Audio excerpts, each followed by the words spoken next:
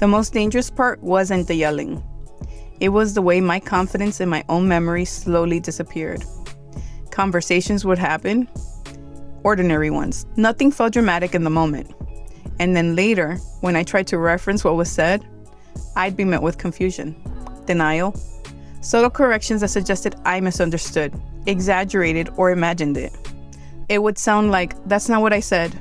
You're creating a narrative in your head. At first, I pushed back. Then I started explaining myself. I started replaying conversations over and over, searching for where I might have gotten it wrong. Eventually, the questioning stopped being about them. It turned inward. I began to doubt my memory, my tone, my reactions. I wondered if I was too sensitive, too reactive, if something in me was fundamentally flawed. When someone denies your reality often enough, the damage isn't obvious. It's disorienting. You don't feel angry, you feel untethered. You lose the sense of solid ground beneath your own experiences. And once that happens, you don't need to be silenced anymore. You silence yourself. This is Born Tired, where survival meets healing. A podcast for those of us who grew up in survival mode but are ready to heal and speak our truth. I'm Irene, a cycle breaker learning what peace feels like after years of survival. Every episode is an invitation to rest inside your truth, to feel seen, and to remember you were never alone. This is what it sounds like when silence finally breaks. Before we begin, I want to share a gentle reminder. This episode includes stories and reflections about childhood trauma and abuse. Please listen in a way that feels safe for you. If at any point you need to pause or step away, honor that. Your well-being matters more than finishing the episode. You are not alone. Take care of yourself while you listen. Before anything visibly broke, my life still looked functional from the outside. I was showing up, parenting, maintaining relationships, doing the things people associate with handling it. But internally, I was living in a state of constant calibration. Every interaction with my family of origin required assessment. What version of myself was safest today? How much honesty could I afford? What would cost me less energy to carry, speaking up or staying quiet? I learned to monitor my tone, my words, my pauses. I wasn't trying to communicate better, I was trying to prevent fallout. There was no room for neutrality. If I was quiet, that could be read as being distant. Clarity could be read as an accusation. Any boundary, no matter how gently stated, risks being interpreted as rejection. So I adjusted. Again and again. And each adjustment came with a small loss.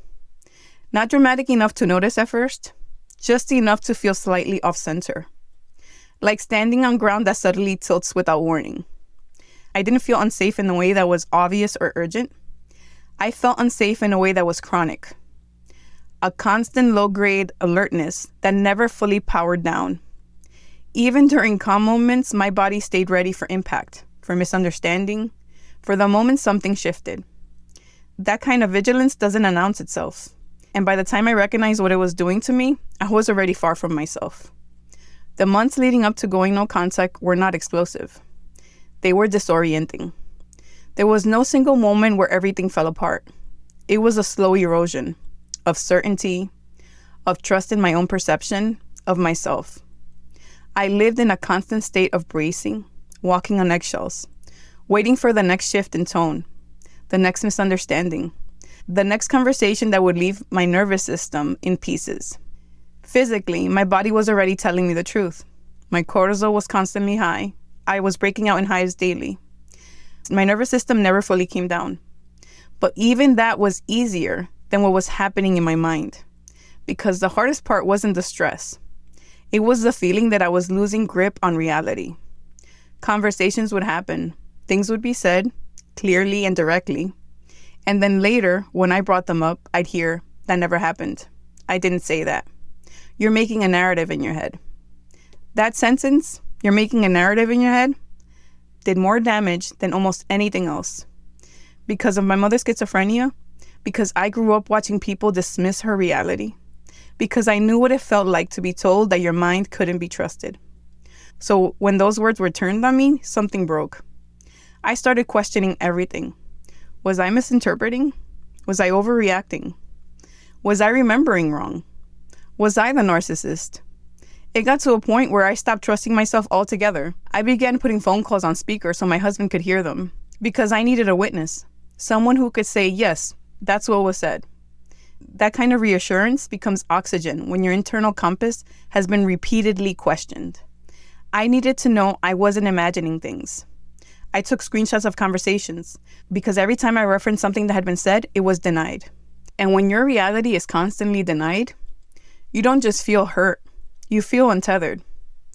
And once that doubt starts taking hold, people begin doing things they never imagined themselves doing. You start collecting evidence in small, quiet ways that feel almost embarrassing to admit. Screenshots of conversations, saving messages, scrolling back through threads late at night just to make sure you didn't imagine something. Sometimes I would reread the same exchange over and over, trying to confirm that the words I remembered were actually there. Because when someone tells you often enough that you misunderstood, eventually you start wondering if you really did. And it doesn't stop there. You start keeping mental transcripts of conversations, replaying tone, reconstructing exact wording. You become hyper attentive to language because you know it might be denied later. I started journaling every interaction to preserve the memory of it. All of it comes from the same place. You need to anchor yourself to something real. Because when your reality is constantly reframed or dismissed, the mind starts looking for external confirmation because you're trying to stay grounded to truth. You're trying to protect the one thing that's slowly being pulled away from you. Your trust in your own perception. And the cruelest part is, when someone pushes you into this level of self-documentation, they can later point to it as proof that you're the problem, that you're keeping score, that you're holding on to things, when in reality, you're just trying to remember the truth. There's a term people use for what happens next: reactive abuse. I want to name it, but I also want to say I don't love that term because it subtly shifts blame onto the person being pushed past their limits. What it really describes is what happens when someone is cornered emotionally for too long, when boundaries are ignored, when empathy is withheld, when the pressure doesn't stop. Eventually, the nervous system breaks. And when it does, the same people who provoke the response step back and say, see, this is who you really are. I remember being told that was like a ticking time bomb. What they didn't see, or didn't want to see, is how many warnings came before the explosion. I told them I wasn't okay. I said it plainly. I said it vulnerably. I hoped naively that if I named my pain, something would soften. That if I addressed the behavior, they would change. That empathy would appear. That the cycle would pause. That I would stop being abused. Instead, my honesty became another reason to resent me. Another reason to look down on me. Another justification for distance, dismissal, and disgust. That's when I realized something devastating. My suffering wasn't misunderstood. It was inconvenient. And once I understood that, I knew something had to change. Because the cost wasn't just emotional anymore. It was my sense of self. During that period, I was living inside ongoing doubt. The kind that's introduced and reinforced through repeated interactions. Conversations didn't resolve anything. They created more confusion. Each interaction added another layer of uncertainty about my own perception. I was regularly being corrected, not about facts, about meaning, about intent, about what I supposedly felt or meant. My responses were interpreted for me. My reactions were interpreted in ways that didn't reflect what was actually happening. My words were handed back altered or dismissed altogether. Over time, this reshaped how I related to my own experiences. I began to pause before responding because I was anticipating how my words might be misinterpreted later. I started tracking conversations in my head, replaying tone and phrasing, trying to anchor myself to something solid. I needed to remember exactly what was said because I couldn't rely on shared agreement about reality. That kind of vigilance consumes your energy. It shows up as constant monitoring, as internal editing, as hesitation before speaking, even with familiar relationships. My nervous system stayed activated because a shared reality of what was said was never guaranteed. I couldn't assume that what happened would be acknowledged later. I couldn't trust that clarity would remain intact. When people ask why someone doesn't disengage sooner, they often overlook how destabilization works. This engagement requires clarity. It requires confidence in your own understanding. When that confidence is repeatedly undermined, the focus shifts from leaving to figuring things out. I was still trying to understand what was happening. I was still believing that careful communication would eventually lead to mutual recognition. That belief kept me engaged longer than was healthy. I began measuring myself for how little I reacted. I took restraint as evidence of maturity. I prioritized calm delivery over internal truth. I believed that if I stayed composed enough, things would settle.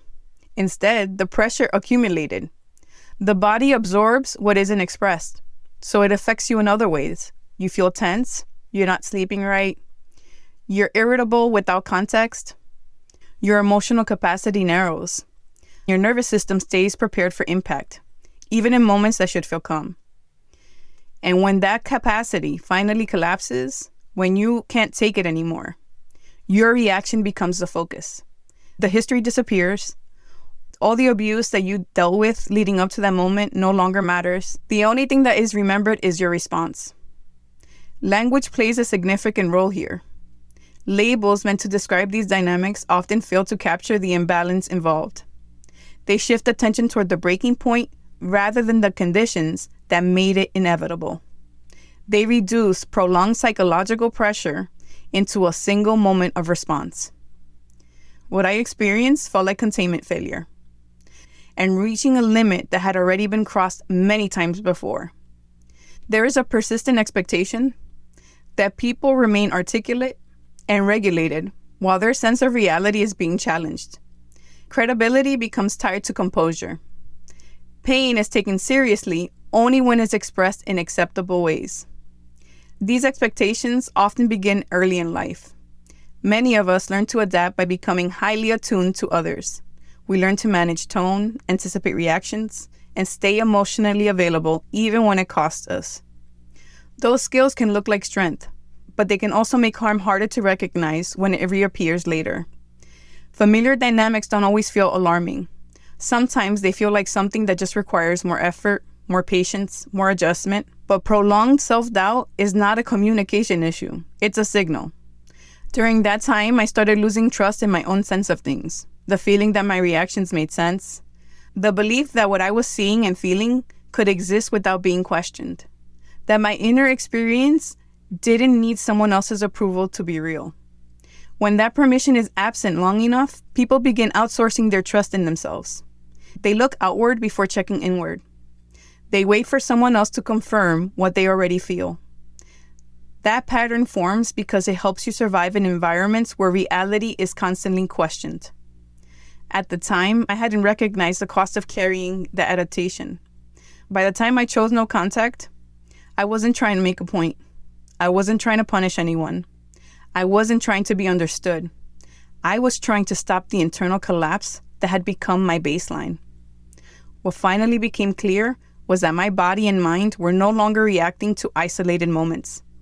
They were responding to an environment that required constant self-erasure in order to remain connected.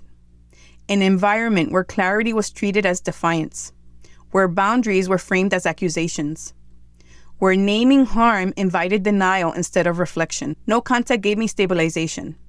It was the first moment in a long time where my nervous system wasn't bracing for correction, where conversations didn't need to be reviewed afterwards, where my thoughts didn't require documentation in order to be believed. And without the ongoing pressure to explain myself, something else surfaced: grief. Not just for the relationships I stepped away from, but for how long I stayed trying to make sense of something that was never meant to be resolved. I grieved the version of myself who kept offering clarity in hopes of connection, who kept softening language, who kept assuming that if she explained it differently, they would understand. That if she stayed calm enough, patient enough, reasonable enough, she would be met halfway.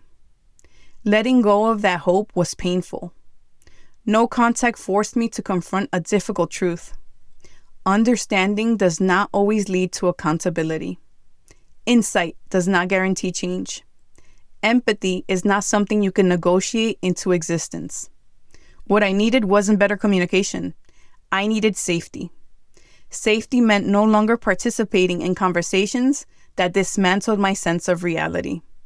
It meant no longer placing myself in positions where my words were reinterpreted until they no longer resembled what I said or meant.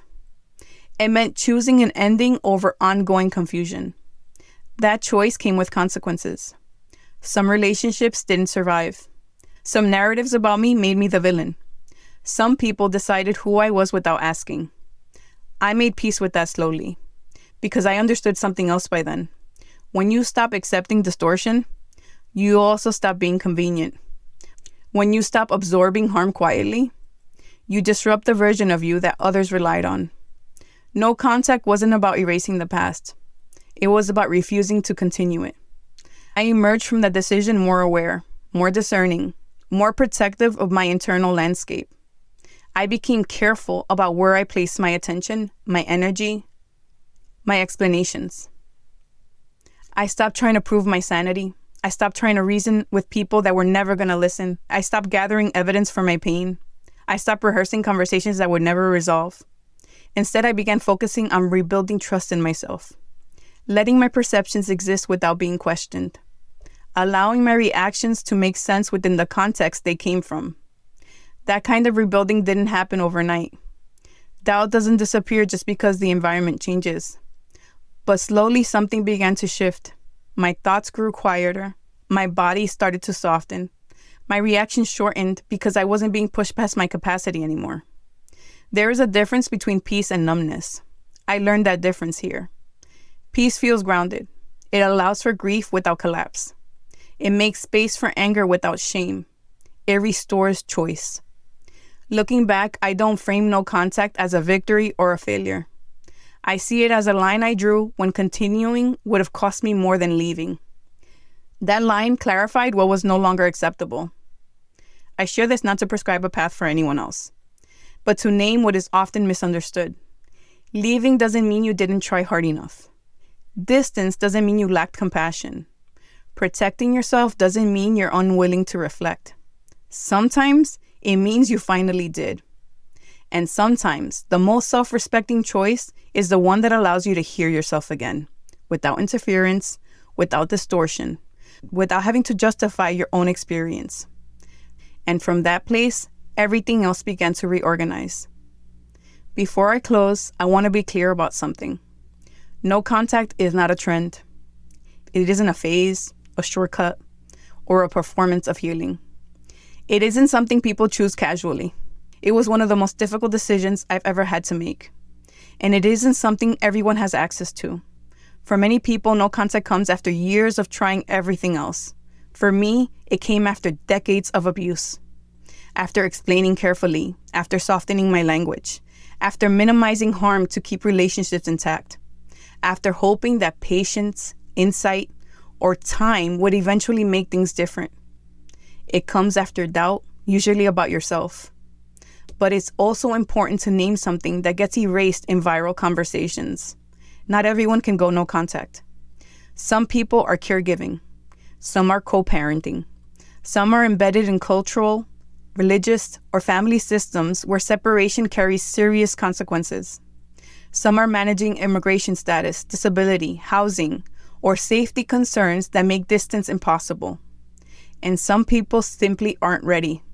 That doesn't mean they don't see what's happening. It doesn't mean they aren't aware. It doesn't mean they're failing to choose themselves. Sometimes survival requires staying. Sometimes safety looks like containment rather than distance. Sometimes the boundary is internal. It's quiet. It's strategic. The absence of no contact does not equal consent. The presence of contact does not mean the harm isn't real. What gets lost when no contact is framed as the ultimate solution is the reality that people navigate harm under vastly different circumstances. The work isn't identical. The risks aren't shared evenly. The costs are not the same. And choosing to stay, temporarily or long-term, often requires just as much discernment, regulation, and self-protection as choosing to leave. I want to say this plainly. Staying connected in a harmful dynamic does not make someone else weak. Leaving does not automatically make someone healed. What matters is whether a person has room to orient themselves, whether they can preserve some internal ground, whether their boundaries, whatever form they take, reduce harm rather than deepen it. No contact isn't a moral high ground, it's a tool. And tools are only useful when they're accessible and appropriate. For those that have chosen no contact, the story doesn't end there. There's grief, there's doubt. There's a long process of rebuilding trust with yourself after years of second guessing. The quiet that follows isn't always peaceful right away. It can be disorienting in its own way. And for those who cannot choose no contact, the work is no less real. It may look like limiting discourse, like emotional distance within proximity, like preparing for interactions instead of avoiding them. It may look like naming truth internally, even when it cannot be spoken out loud. That is still work. That still counts. I want to resist the idea that healing must look one way to be legitimate. And I want to resist narratives that reward decisiveness while overlooking the complexity people are navigating behind the scenes. This episode wasn't meant to prescribe a solution. It wasn't meant to tell anyone what they should do next. It was meant to name an experience that often goes unseen. The slow destabilization that happens before a boundary is ever drawn. I want to leave space here for recognition. For the people who left, for the people who are still inside it, for the people who are weighing options that don't feel clean or clear, for the people whose boundaries exist more in intention than in action, because that's what survival currently allows. What you take from this, what you leave behind, and how this applies to your life, that belongs to you. If this episode resonated with you, please share it with someone who might need it. And take a moment to leave a review wherever you listen. Your review helps more people find the podcast and reminds others that they're not alone. Don't forget to subscribe or follow the show so you never miss an episode. You can also join me on Substack, where I share weekly reflections and gentle reminders to help you feel less alone on your healing journey. You'll find the link in the show notes. If you'd like to connect beyond the podcast, you can find me on Instagram at Born Tired Podcast. I love to hear what resonated with you. And if you'd like to support the podcast, there's a link there to buy me a coffee. Thank you for being here, for listening with an open heart. Most of all, remember this: your story matters, your voice matters, and you are not alone.